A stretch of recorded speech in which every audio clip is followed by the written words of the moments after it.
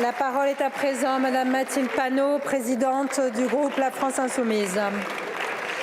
Présidente, Monsieur le Premier ministre, les États-Unis d'Amérique sont une puissance impérialiste. Ils ne connaissent que leur intérêt. Cet intérêt est hostile aux droits des peuples et à la France comme puissance de paix.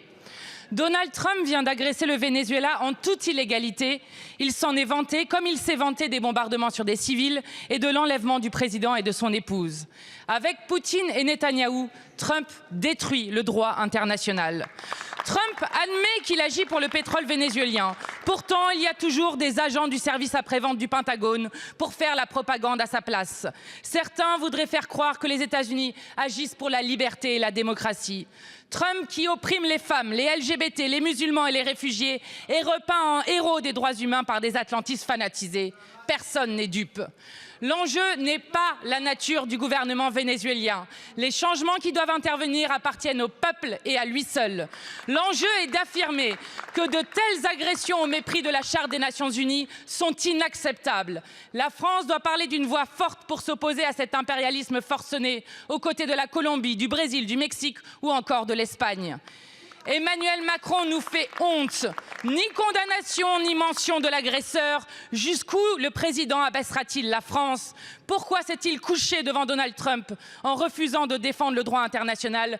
Pourquoi défendre l'OTAN au service d'un État qui nous menace et nous rançonne? Monsieur le Premier ministre, accepter que le droit international soit à géométrie variable, c'est légitimer le règne de la violence généralisée. C'est cautionner l'invasion de l'Ukraine et le génocide du peuple palestinien.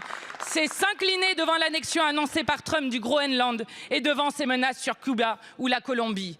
La France ne sera jamais la vassale des États-Unis et de son dirigeant d'extrême droite.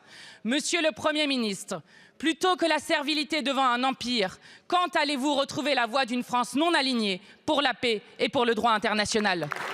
Merci beaucoup Madame la Présidente Panot. La parole est à Monsieur le Premier ministre. Merci beaucoup Madame la Présidente de l'Assemblée nationale. Mesdames, Messieurs les députés, Madame la Présidente Mathilde Panot, je crois avoir été clair sur l'agression et l'opération militaire menée par les États-Unis d'Amérique. Pardon de vous le dire, c'est votre première question au gouvernement que vous me posez depuis que j'ai été nommé Premier ministre. C'est très compliqué de vous entendre dire pas de double standard, ce avec quoi je suis complètement d'accord, et ne pas aussi appliquer la lecture du droit international sur la nature même du régime de Nicolás Maduro au Venezuela. Opération électorale viciée. Les résultats n'ont même pas été promulgués. Police vénézuélienne pratiquant la torture, la détention sans raison, aucune séparation des pouvoirs.